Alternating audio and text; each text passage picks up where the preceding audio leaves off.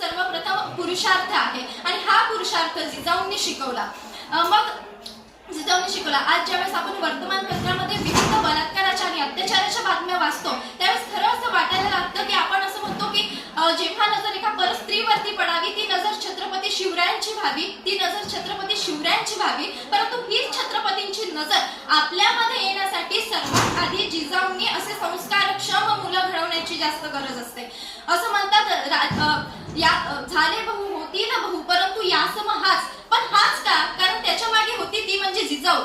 तर मुलं तर जिजाऊ करतीलच, पण सर्वात आधी ही जिजाऊ म्हणजे एक स्त्री तेवढी संस्कारक्षम असणं जास्त गरजेचं आहे, तेव्हा जाऊन पुढील पिढी ही तेवढी संस्कारक्षम होऊ शकेल। पुढे वळत असताना मला विवेकानंदांचे विचार मांडावेसे वाटतात की विवेकानंदांचं आज आपण बघतो की सर्वात विज्ञाननिष्ठ असलेले विवेकानंद ज्यावेळेस परमहंसांची भेट घेतात त्यावेळेस ते धर्मनिष्ठ होतात आणि असे विवेकानंद आपल्याला सांगतात की जेव्हा विज्ञानातून धर्म हा निघून जातो त्यावेळेस समाजाचा ऱ्हास झाल्याशिवाय राहत नाही। आपण ज्यावेळेस परकीय देशांकडे बघतो त्यावेळेस असं दिसून येतं की त्यांच्यामध्ये डिंक नावाची एक संकल्पना अस्तित्वात आलेली आहे, म्हणजे डबल इन्कम नो किड्स। ज्यावेळेस असं समाजाचा ऱ्हास व्हायला लागतो त्यावेळेस खऱ्या अर्थाने जो विवेकानंदांनी आपल्याला जो धर्म सांगितलेला आहे त्या धर्माचे विचार आज राबवणं तितकंच गरजेचं आहे। काली मातेच्या समोर उभं राहून स्वामी विवेकानंद ज्ञान आणि वैराग्य मागतात, तो ज्ञान आणि वैराग्याचा विचार आजच्या युवा पिढीने अंमलात आणण्यासाठी गरजेचा आहे, म्हणून विवेकानंदांचा तो विचार गरजेचा आहे।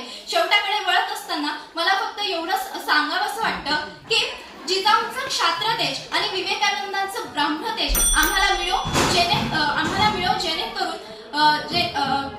जेणेकरून आमच्या जीवनातही बावन्न कशी सोनं हो आणि ही भारतभूमी पुन्हा एकदा अखेर विश्वामध्ये नररत्नांची खाण आहे हे पुन्हा एकदा सिद्ध हो, हे